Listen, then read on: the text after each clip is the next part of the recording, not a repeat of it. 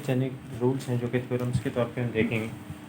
आमतौर पे जो भी सारा काम होगा वो इंटीजर पर होगा। तो let suppose in this theorem let A B C be integer where A does not equal zero, non zero integer है। Then if A divides B and A divides C then A divides B plus C. Part 2 में कह रहा है if A divides B then A divides B C for all C belongs to integer. And part 3 में कह रहा है if A divides B and B divides C then A divides C. इसको ज़रा समझिएगा। डिविजिबिलिटी का कॉन्सेप्ट हमने देख लिया है।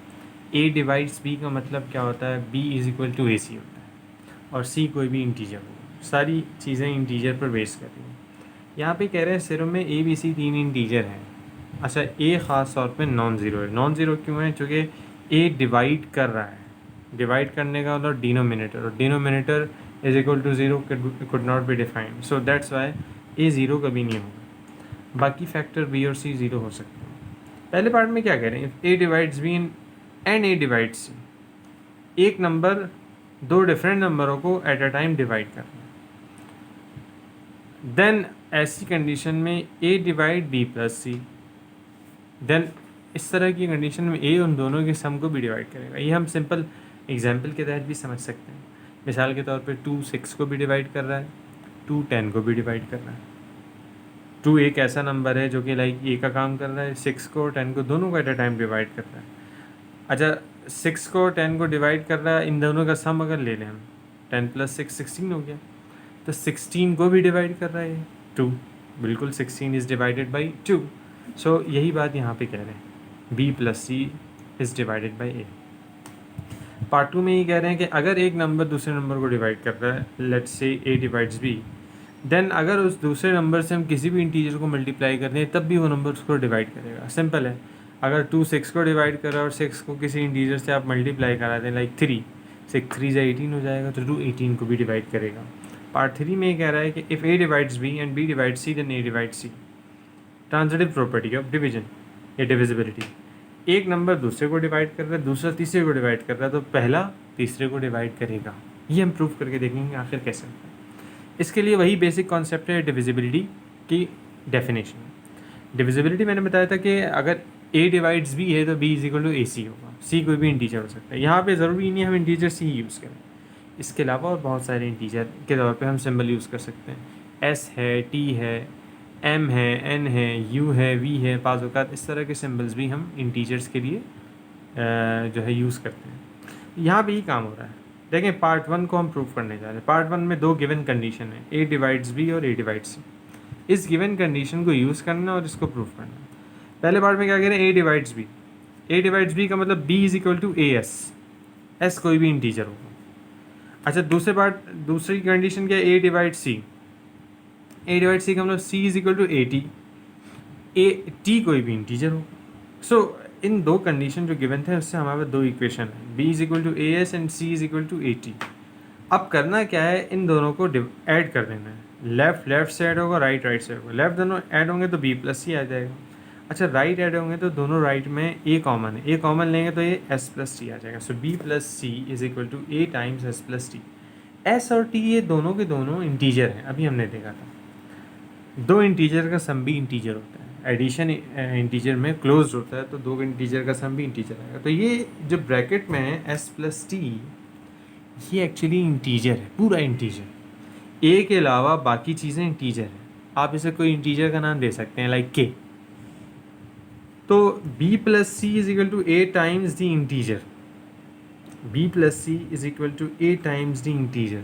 It means what a divides b plus सी।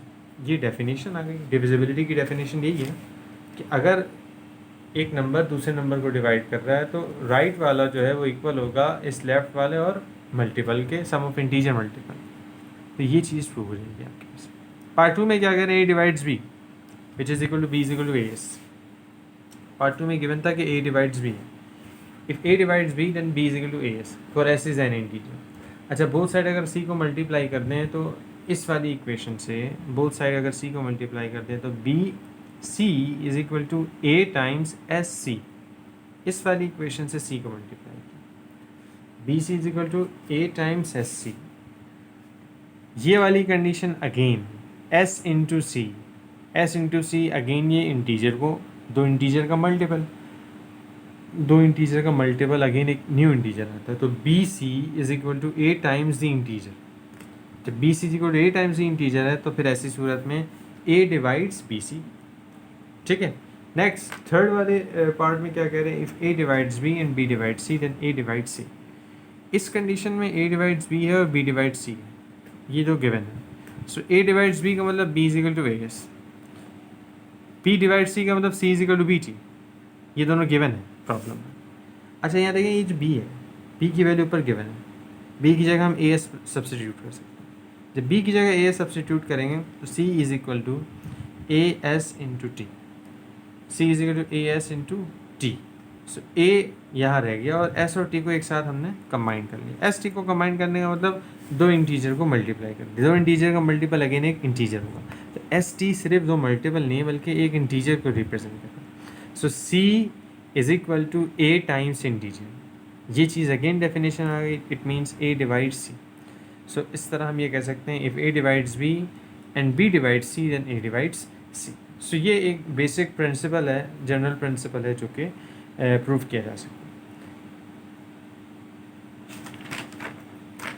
इसके अलावा एक और करोलरी है, वो हम देख सकते हैं। करोलरी ये इसी से रिलेटेड है। करोलरी आमतौर पे करोलरी एक ऐसा रिज़ल्ट होता है जो कि किसी थ्योरम के पर्टिकुलर केस से आपको मिलता है।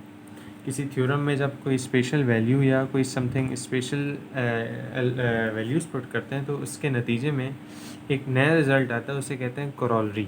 तो करोलरी ऑफ द थ्योरम जो लास्ट थ्योरम में हमने पढ़ा है, उस थ्योरम के तहत हमने तीन रिजल्ट्स देखे हैं, पार्ट 1, पार्ट 2, पार्ट 3 में। करोलरी क्या कहती है, if a B c are integers where a is a non zero integer, a B c तीन इंटीजर और ए नॉन ज़ीरो इंटीजर है, तो सच डैट इस तरह के if A divides B and a divide c, a b को भी divide कर रहा है और ए सी को भी डिवाइड कर रहा है, देन ए divides m b plus n c. तो ऐसी कंडीशन में अगर एक नंबर दो अलग अलग नंबर को डिवाइड कर रहा है तो उनके लीनियर कॉम्बिनेशन को भी डिवाइड करेगा। एम और एन ये दो कोई भी इंटीजर हो सकते हैं।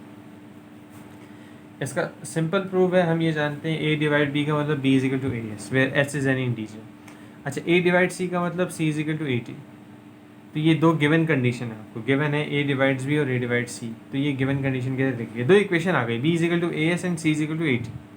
एस और टी दो इंटीजर है, ये याद रखना है।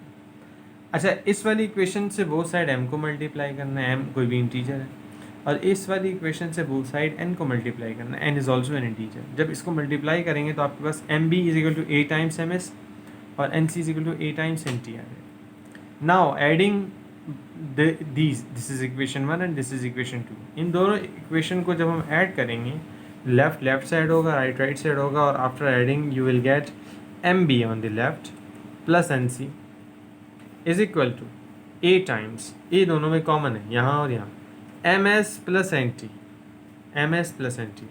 अच्छा, एम एस एन और टी ये चारों के चारों एक्चुअली इंटीजर्स हैं।